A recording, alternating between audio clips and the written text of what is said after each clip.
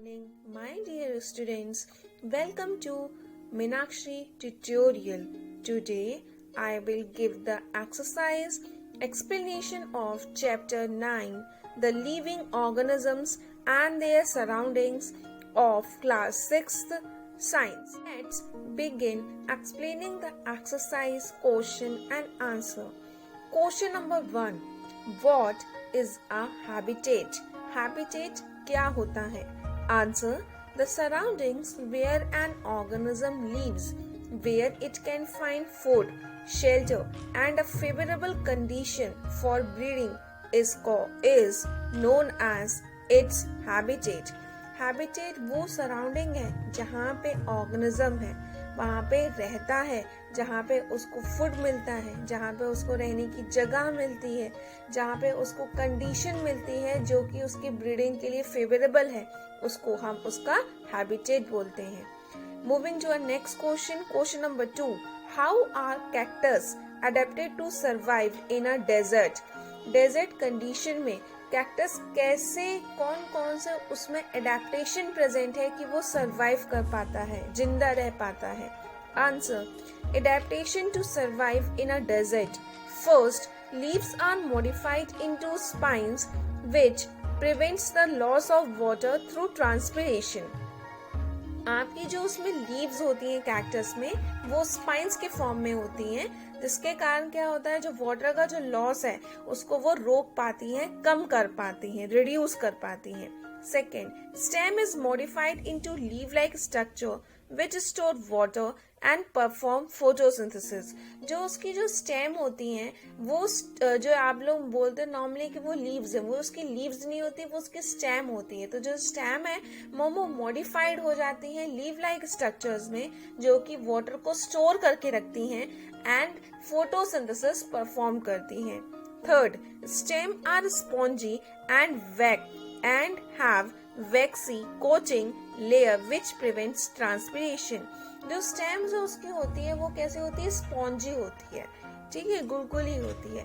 And have a vaccine coating, उसके ऊपर एक वैक्स की कोटिंग होती है विच प्रिवेंट्स ट्रांसपिरेशन. जो ट्रांसपिरेशन प्रोसेस है उसको प्रिवेंट करती है, उसको रिड्यूस करती है.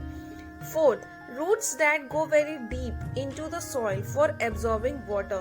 जो उसकी रूट्स होती हैं वो जमीन में बहुत नीचे तक जाती हैं, क्योंकि उसे जमीन से क्या लेना पड़ता है? वाटर को absorb करना पड़ता है. So these are the adaptation which are found in cactus to survive in a desert. ठीक है, तो ये जो आपके क्या है एडेप्टेशन प्रेजेंट होते हैं कैक्टस में, जो कि उसको अनेबल करते हैं कि वो सरवाइव कर सके डेजर्ट कंडीशन में. Moving to a next type of question. Question number 3. Fill up the blanks. A question. The presence of specific features which enable a plant or animals to live in a particular habitat, it's called dash. वो specific feature जो कि आपके plants and animal में present होता है और वो उसको अनेबल करता है कि वो उस कंडीशन में, उस पर्टिकुलर हैबिटेट में लीव कर सके, सरवाइव कर सके, उसको हम एडेप्टेशन बोलते हैं. So the right option is adaptation. B question. The habitats of the plants and animals that live on land are called dash habitat. वो हैबिटेट जहाँ पे प्लांट्स एंड एनिमल्स लैंड में रहते हैं, सॉइल में रहते हैं, उसको हम डैश हैबिटेट बोलते हैं. So the right answer is terrestrial habitat. उसको हम क्या बोलते हैं? Terrestrial habitat. C question. The habitat of plants and animals that live in water are called dash habitat. वो हैबिटेट जहाँ पे प्लांट्स एंड एनिमल्स आपके वाटर में रहते हैं, उसको हम aquatic habitat बोलते हैं. So the right answer is aquatic habitat. D. Soil, water and air are the dash factor of a habitat. Habitat के जो soil है, water है, air है, ये non living things हैं. तो ये कौन से factors होंगे habitat के? Right answer is abiotic factor, and abiotic factors are the non-living organisms. इसमें क्या आते हैं? non-living things आते हैं जो कि आपके abiotic factor में present होते हैं. E question. Changes in our surrounding that make us respond to them are called dash. जो चेंजेस होते हैं सराउंडिंग में जो कि आपको बोलते हैं कि आप उसके अकॉर्डिंग आप रिस्पॉन्ड करिए, कुछ एक्शन दीजिए, उसको हम क्या बोलते हैं? Stimuli. Moving to our next question, question number 4. Which of the things in the following list are non-living? आपको यहाँ पे लिस्ट दी है, आपको बताना है कि उसमें कौन से जो थिंग है वो नॉन लिविंग है, निर्जीव है. Plough is a non living thing. Mushroom is a living thing. Mushroom क्या है? प्लांट है जो कि लिविंग है. Swing machine non living thing है. रेडियो नॉन लिविंग थिंग है. बोट नॉन लिविंग थिंग है. वाटर हाइस्नेथ प्लांट है जो कि आपके एक्वेटिक हैबिटेट में लीव करता है, ये रहता है. अर्थवॉर्म भी क्या है? टेरेस्ट्रियल एनिमल है. ठीक है, अर्थवॉर्म मतलब केचुआ, तो ये क्या है? लिविंग है. So the answer which is coming under the category of non living things are plough, swing machine and radio and boat. ठीक है, तो ये जो आपके नेम्स हैं थिंग्स के, वो आपके नॉन लिविंग थिंग की कैटेगरी में आते हैं. Moving to our next question, question number 5. Give an example of a non-living thing which show any two characteristics of a living things. आपको 2 एग्जाम्पल्स देने हैं, 2 दे दो, 3 दे दो, 4 दे दो, आपकी मर्जी है. ठीक है, नॉन लिविंग थिंग्स के एग्जाम्पल्स देने हैं जो कि कुछ कैरेक्टर्स लिविंग थिंग्स के भी शो करती हैं. Answer. Some non living things which show some of the characteristics shown by a living things are. कौन कौन से हैं? First, cars, clock, water in river, planets around the sun, all move. ठीक है, कार मूव होती है. ठीक है, क्लॉक मूव होती है. वाटर जो होता है रिवर में वो भी मूव होता है, और जो प्लैनेट्स हैं सन के अराउंड में वो भी मूव होते हैं. But they are non living things. But ये क्या होते हैं? नॉन लिविंग थिंग्स है, because they can not show the other characteristics of the living organisms. जो लिविंग ऑर्गेनिजम्स की अदर कैरेक्टरिस्टिक्स हैं उसको वो शो नहीं करते हैं, सिर्फ वो मूवमेंट वाली कैरेक्टरिस्टिक्स जो है लिविंग थिंग्स की वो शो करते हैं. Second, cloud are non-living things, move and grows in the sky, but they are non-living things. जो क्लाउड है आपने देखा है उसको, वो मूव होता है प्लस उसमें ग्रोज भी होता है, बड़ा होता जाता है. तो क्या ये लिविंग थिंग है? नहीं, ये लिविंग थिंग नहीं है, क्योंकि दे can not show the other characteristics of the living organisms. जो अदर कैरेक्टरिस्टिक्स है कि वो उसमें क्या बोलते हैं, रिप्रोडक्शन होगा, ये सब एक्सक्रीशन होगा, तो ये सब कैरेक्टरिस्टिक्स वो शो नहीं करता है. So they are coming under the category of non living thing. Question number 6. Which of the non living things listed below where's once part of a living things. आपको यहाँ पे कुछ नाम दिए गए हैं, आपको ये बताना है क्या ये कभी लिविंग थिंग के पार्ट्स थे. First is butter, second one is leather, third one is soil, fourth one is wool, fifth one is electric bulb, sixth one is cooking oil, seventh one is salt, eighth one is apple, ninth one is rubber. ठीक है, इसमें से आपको choose करना है कि कुछ ऐसे नॉन लिविंग थिंग्स हैं जो कि कभी लिविंग थिंग्स के पार्ट होते हैं. Answer. Following are the things which were once part of a living beings. First example है बटर. तो बटर जो है वो आपके मिल्क से ऑब्टेन्ड होता है, which is turn we will get from the dairy animals.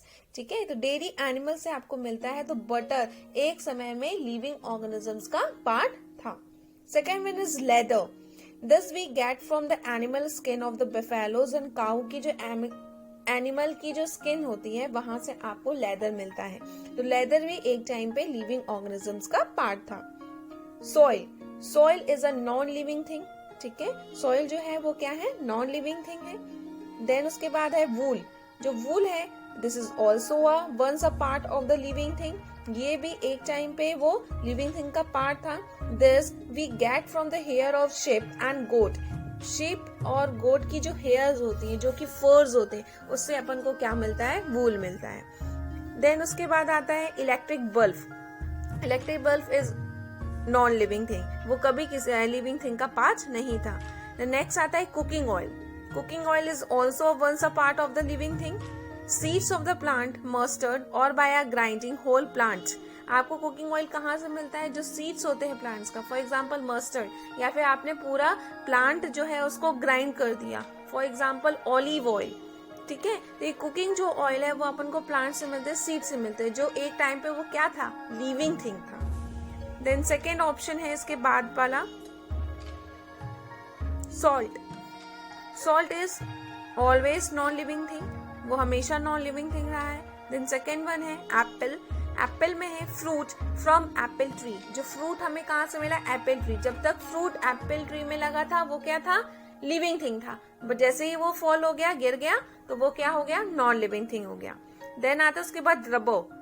Latex from the rubber tree. Rubber हमें कहाँ से मिलता है? रबर ट्री से मिलता है। जब तक उसमें था तो वो लिविंग था, जैसे ही मतलब गिर गया नीचे, फॉल आउट हो गया, सिक्रीशंस हो गया उसका, एक्सक्रीटरी वेस्ट का, तो वो उसमें क्या हो गया? वो नॉन लिविंग थिंग्स की कैटेगरी में आ गया। To our next type of question number 7, list the common characteristics of the living things.